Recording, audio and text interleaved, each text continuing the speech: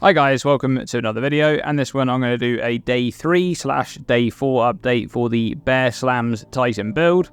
And first I'll start off with a recap of the day 3 update, because I did make a post yesterday, but I know that not everyone would have been able to see that post because it's not as visible as the videos on YouTube. So to begin with, I got my final Ascension. I did that in the Trial of the Sekimas. If you're struggling with that, just make sure you cap out your honor resistance, and it should be pretty easy at that point. I did that with a kind of bad weapon. You can actually see in the footage that I'm not doing much damage, but even though I'm not doing much damage, I'm also not taking much damage from any of the incoming hits because of, having the resistance capped and also having a decent amount of armor and things like that. And once I got that, I spec'd into Mountain Splitter as planned to test out how that new node is going to work with the skills for this build. And I did some testing with several different skills, and I have to say that Mountain Splitter is actually very, very good for some very specific skills. It's extremely good with Rampage. So Rampage is the bear skill where you kind of charge around and you channel it, and for as long as you have rage and as long as you have mana, you're able to just charge around. And the way that skill works is it continuously creates SLAMS around you. And so the way our Mountain Splitter works, this new notable on the Titan, is that it creates a total of 9 additional aftershocks, but they're not on top of where the attack was cast. Instead, they kind of go outwards from your character and away from your character. So they get further and further spread apart, and they also go further and further away from where the attack was actually placed in the first place. And that is actually extremely good with Rampage, because it means they are traveling in the same direction as you, and it means you can clear maps really, really well with this ability together with Mountain Splitter. Now, I'm not a huge fan of Rampage. I don't really like the gameplay of Rampage. I don't like the bugs that Rampage has, and the things like crashing into monsters and into terrain and the Rampage just stops. Not a big fan of that at all. And also, I'm not a fan of the setup of this kind of build where you kind of do your Rampage, you have that really crazy Rampage going on with all the extra aftershocks, and then between every use of Rampage, you need to make sure you use 2 SLAMs, so you have to count your SLAMs to make sure you're using 2 and not any more. Because obviously, you always want those aftershocks to be affecting the Rampage specifically and not your other skills. Because the difference between using Rampage with Mountain Splitter and without is absolutely ridiculous. Like, Mountain Splitter is so strong with Rampage, where you just never want to use Rampage without it at that point. So, personally, I'm not a big fan of this, but I will say that it is extremely strong. So that's something that you might want to test out. Me, I went a different direction, so after I kind of decided that I wasn't a fan of that, and I also tested it with Furious Slam as well, and I have to say it's not great with Furious Slam. You can actually see in the footage there that there is potential for overlaps. I think if you position yourself quite far away from the boss, there's a potential for up to 3 overlaps. You kind of need to be angled from the boss as well, so you're not directly facing it, and that way, if you have large enough area effects on the initial attack, you can probably hit the initial one and 2 of the aftershocks on the first wave, but I'm still not a fan of it. It's only every 3 SLAMs, so I ended up speccing out of that, and instead I went into the opposite branch on the Titan, which is the other SLAM branch, the Ancestral Empowerment branch. So in this branch we get Earthbreaker, which I actually prefer this node quite a bit to Crushing Impacts. I think Crushing Impacts got a big buff this patch, and I think it's actually a very good node now. This is kind of a more hybrid defensive and offensive node. It's very good being able to stun targets faster, but Earthbreaker is just going to be there more often. You're not relying on any heavy stun or anything like that. You always have that 25% chance for an extra aftershock, which is really nice. Then we're using Ancestral Empowerment. Now, the way this node works is every second SLAM you use yourself is ancestrally boosted. And ancestrally boosted is basically going to apply a 30% more damage boost, and it's going to be 25% increased area effect. And that's going to be happening every 2 SLAMs that you use. So basically every second time we use Furious Slam, we get this boost. Now, I was made aware of some tech by someone who commented on a previous video about how Fist of War 3 interacts with this node. So Fist of War 3 is a support gem. It's a very expensive support gem. 200% cost multiplier means the mana cost for this skill is quite high now. But the way this support gem works is that it makes it so that the ancestral boosts have double effect on supported skills. So instead of having 30% more damage and 25% increased area effect, we're going to be getting 60% more damage and 50% increased area effect whenever the SLAM is ancestrally boosted. That is really, really powerful. And this support gem on its own is pretty bad actually, because it only boosts an attack once every 14 seconds, But if you pair it with a way to gain ancestral boosts elsewhere, like this node here, it actually becomes a premium support gem. So that is a really strong bit of tech there, combining these two together. I actually wasn't aware that this works like this. I always thought that this support gem would only cause the ancestral boost from the support gem itself to be boosted up, but it does actually work for this node. In addition to that, you still get to keep your one extra ancestrally boosted SLAM every 14 seconds. So the way that works is that even if one particular source of ancestrally boost would, come, let's say it came from this one here, it wouldn't actually overlap with this. They wouldn't cause both of them to be used when you use a single SLAM. The next one will queue up for the next attack. So you still get that extra boost every 14 seconds, but that's not a big deal. The main thing is you're getting that massive boost every second SLAM. Now, one thing I will mention here is obviously with that 200% cost multiplier is a very expensive skill. And I haven't actually mentioned this in a previous video, and I probably should have, the importance of getting Leech on your gear somewhere, whether it's on your gloves or on your rings. Getting Life Leech and Mana Leech is really important. We do a ton of physical damage in this build. It's primarily physical damage, and so, you're able to get really easy access to Leech, whereas a lot of other builds that deal elemental damage or chaos damage with attacks, they kind of struggle a little bit. And this build, because we're dealing primarily physical damage, you should get Leech somewhere on your gear. It's quite an easy mod to get hold of because we're dealing physical damage. Now let's go over the gear upgrades. Some of these were obtained on day 3 and some were day 4 upgrades, but I'll just go over them. The main one being the weapon upgrade there that I got yesterday.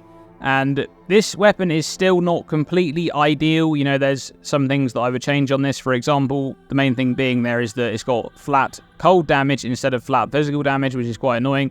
I did unveil that as a desecration modifier, and I also used an Omen of Abyssal Echo, so I re-rolled it once. Didn't get offered flat physical damage on either roll, which is a bit unfortunate, but I did get offered tier 2 cold damage, which is actually quite good.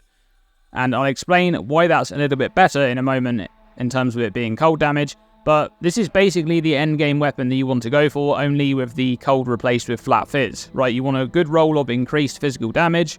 You want flat physical damage, and then ideally you would also have the hybrid fizz damage as well, but in this case I'm using a gain damage as extra physical. That comes from an essence, and that's also quite strong. So even if you don't get, a good hybrid mod, you could potentially fill up that last modifier there with a gain as extra. And then for the suffixes there, we have +5 to the level of attack skills, and we also have 20% chance to gain onslaught on killing hit with this weapon. And I did have an attack speed modifier on this weapon to begin with, but unfortunately the +5 level to all attack skills is an essence that removes a modifier to, add a new one, and in that case it removed the attack speed, unfortunately. Ideally we would have attack speed as well on this weapon, but it's not there. But we do have the onslaught, which is actually really nice. So even though we get onslaught from our Savage Fury, that's not up all the time. That's only really up on bosses. And this means that we have onslaught all the time while mapping, because we get this 20% of the time on kill and we're just killing things all the time. So this is 20% increased skill speed and 10% increased movement speed. And I just love any kind of speed that I can get in this build. You'll notice in a lot of ways that I've just prioritized as much speed as possible, even over damage in some cases, because the thing is with a SLAM build, to make a SLAM build feel really good, to make it feel, less squishy and things like that because you're on the front lines, you want as much speed as possible. Attack speed, skill speed, movement speed, because the faster you're able to actually get your SLAM off and, deal the damage, the faster you're able to stun things, the more those things don't hit you, the more you're able to, dodge out of the way and whatever. So that's kind of why I like to prioritize in this type of build, just getting as much speed as possible. And you'll see that a bit more in my choices on the passive tree in a moment. But the weapon is the main upgrade there. That's also a Magi Talisman, which is the plus to maximum rage implicit. Unfortunately, I've got the min roll there on this weapon. And then I have a lightning coil here, which is an upgrade from the previous lightning coil. This is almost a max roll, 49% of fizz taken as lightning damage. But then there's also 3 sockets on this, which is quite important because I'm approaching chaos resistance cap now. I think I have about 60% chaos resistance. If I bring it up, yeah, so I'm about 60% chaos resistance there. Then there's my helmet. You'll notice with a lot of my other gear here, I've prioritized getting, life and resistance, but also trying to squeeze as much rarity into my gear as possible. I personally absolutely hate rarity in Path of Exile 2. I think it's the worst stat. I think it's a terrible decision to make it affect currency. But it is what it is. We're playing the game, and if you don't play with rarity, you're basically ruining your own gameplay, right? Because you just don't get enough drops and things like that. So I've tried to squeeze as much rarity as I can into each piece of gear. So, you know, this helmet here, it has some resistance, it has life, it has rarity, and you'll see that on a lot of my gear pieces. The amulet here has rarity, you know, resistances and life. This ring actually has the double leech, and I didn't get offered very good suffixes, so I chose the mana leech there, even though I already have mana leech on my gloves. This actually means that I can be freed up to get a new pair of gloves, because these gloves are pretty good, but they're not ideal. You know, I could have rarity on here, for example. I could have some other stats, as I don't need the leech anymore, so there's potential there to replace these gloves. And I will say there, I've also anointed Acceleration, which is a node there. This is not too expensive to anoint, so I definitely recommend it. Once again, there's more priority on speed, 3% increased movement speed and 10% increased skill speed. And again, you know, more resistances and rarity there on the other ring. And the same thing there for the boots. You know, resistances, a little bit of attributes there that I need, and also more rarity and of course, movement speed on the boots. Now, heading over to the passive tree changes, I wanted to kind of highlight a few things that I've changed around. So first of all, I've saved a point here at the start. This is 3 points here going through the melee damage, and I've gone for the stun build-up instead, which is 2 points, so you get to save 1 passive point. And the main reason for this is that we actually get a lot of increased damage in this build in lots of places, and these points are just not as efficient as the other ones. These are 12% increased melee damage each. For example, these ones here are 15% each, and then on the empowered nodes here, you get 24% for each of those, and every single one of our attacks is empowered, so you can compare those directly. So these nodes, not very efficient, and I've dropped those. I actually really like the extra stun build-up. It means that we're able to stun targets really quickly, especially the rares. I've been farming a lot of Abyss and Essence, and I'm able to pretty much instantly stun those monsters as soon as they spawn out of the pit. And then down here, I've got a bit of a new setup going on here with a time loss duel. So what I've done here is I've unspecced some of the points for the armor applying to fire here and armor applying to lightning here. And I've changed it so my main path has 1 extra node here. So previously this was weapon set 2 as well, but I've added the 1 point there. So I needed 5 total points to make this work. And I've also taken these nodes here, which are usually just, you know, armor applying to elemental damage and armor scaling. And the reason that I've done that is that I've got a really nice time loss duel here. So this has a medium radius instead of small, and it grants me some Warcry speed, it grants increased damage against enemies with fully broken armor, and is also a bit of increased amount of life leech, which is probably the weakest stat on here, but it's still quite useful. And this actually gets scaled up by Titan's hulking form. So you can see on a small passive here, instead of 3% increased Warcry speed, we've got 4%. And instead of 4% increased damage against enemies with fully broken armor, we have 6%. And this is giving me a lot of stats. I think it's around 44% increased Warcry speed, because of course, when we actually use our Warcry, we're on weapon set 2, so we also get this node here as well.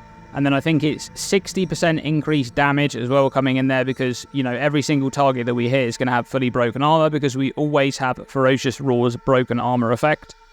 So that is a really nice pickup there for that duel, and that means that I'm now able to use my Warcry even faster than before. I can actually show you that here. You know, this is ridiculously fast now. If I bring up the stats for this, it's, yeah, 0.27 seconds. So that is really, really fast.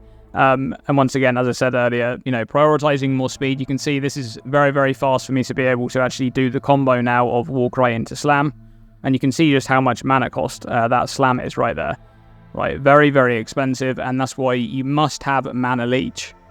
Now, other than that, the only other change that I've made on the tree there is, because I'm using Lightning Coil, I unspec'd out of these nodes here, and that's because Sturdy Metal doesn't really do much, right? It's 80% increased armor from equipped body armor, but Lightning Coil doesn't have that much base armor. If you're using a crafted body armor, you could have a lot more base armor.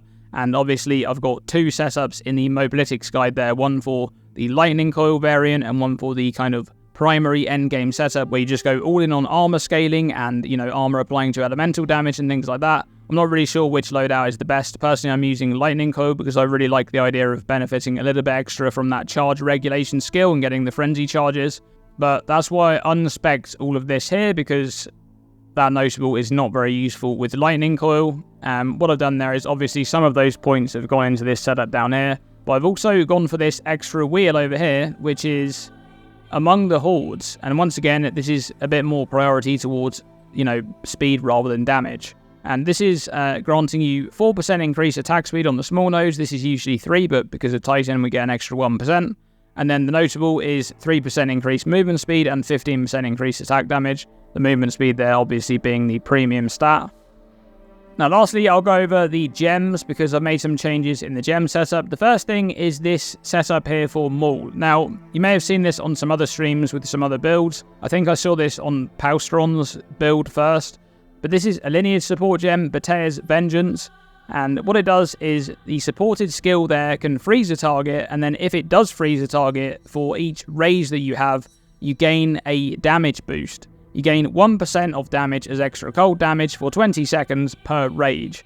So this is actually a very, very strong damage buff, and I currently have it on the Maul setup there because I wasn't using my, my primary attack at all, and it kind of works on this. So we have that along with Cold Attunement, and we have Embitter, and we also have Freeze, and then Prolonged Duration. So Embitter is making the extra damage that we gain from any other source into extra cold damage. So for example, Walking Calamity grants 30% of damage as extra fire. That means that for that skill in particular, it's gained as cold instead. And then also on our weapon, we have damage gained as extra chaos and damage gained as extra physical. All of that is gained as cold instead for Maul. And then, along with Cold Attunement and Freeze, you're able to pretty easily apply freezes to targets, which means that you gain the buff for 20 seconds, which is then also scaled up by Prolonged Duration. So you get around a 27-second buff baseline with this, and you can also scale that with other skill effect duration and things like that. But this is quite strong, and I think this is a very, very powerful thing to have in the build. But I will say that it's not needed, and it can be quite annoying actually to use. I've been playing around with this a little bit. I really tried to get this somewhere into my build without using it on just a normal auto attack, and I just couldn't really find a good way to make use of it. I even tried it in the main link in Furious Slam, and that didn't feel great either. So this is a good setup. It's a lot of extra damage, but I will say that it can be quite annoying. It's also a little bit buggy because sometimes I clearly freeze things on my screen like they're literally frozen. And then what happens is the buff timer doesn't actually change. It still ticks down, and then sometimes it will get to 0, and then it will go up to like a random number. It won't be 27 seconds again, right? It will be like 18 seconds or 15 seconds. So it's very, very weird and buggy at the moment. I'm not sure what's going on there, but this is a strong setup. You can implement it into your build if you want to. I think this gem is quite cheap now. It's around 10 exalts, so pretty cheap overall to get that going. And then in the Furious Slam setup there, we have Close Combat 2, Fist of War 3, of course, we talked about that earlier, Aftershock 2, Rage Forge 2, and Rapid Attacks 2. And for Walking Calamity, we have Prolonged Duration, Elemental Armament 2, Rapid Attacks 2, and Efficiency. I found that this skill was costing a lot, so I just put Efficiency in there. Really, I'm only using this skill. It's nice for a bit of extra clear, but mostly it's the bonus damage coming in there, for Furious Slam especially. And then we have Ferocious Roar with Tireless, Raging Cry, Enraged Warcry 1, and Efficiency 2. Make sure that is Enraged Warcry 1 rather than 2, otherwise the weapon swap tech for a more Mandragora won't work. And then we have the Shockwave Totem set up there, Urgent Totems 3, Overabundance 2, and Rapid Attacks 2. And then the other stuff here hasn't changed. That's all. I think Charge Regulation with Precision, that's on both weapon sets, so is Scavenge Plating. And then Savage Fury linked only to the second weapon set, and Overwhelming Presence only on the first weapon set. But that is pretty much it for the build update for day 3/4, and the build is kind of progressing along nicely. I think I'll probably play this for another maybe 1 to 2 or 3 days. I'll see how I get on with it. There are a lot of upgrades I can still get, a lot of big upgrades. For example, the weapon there, I could get a lot better weapon. There's a lot of really powerful upgrades that can come from, the gloves can have 2 gem levels, the amulet can have 3 gem levels. I can get much better gear. It's just a case of, how much further I want to push the build, how much currency I want to invest into it, and whether I actually want to kind of leave this one and move on to a new build and kind of progress a little bit like that. One annoying thing I will say at the end of this video is that I actually haven't found any Citadels again. So this is the second league in a row where I've had no Citadels spawning anywhere on my map. I can't see any of them in the fog. And that is actually crazy because last league, some of you may know that I literally played until level 94 on my first character and didn't find a single Citadel. Well, it's happening again by the looks of it. I haven't found anything. So that is a bit unfortunate. Not sure what's going on there, but anyway, guys, that is the update for the build. I hope you guys are having fun playing the build. Thanks for watching, and I'll see you in the next one.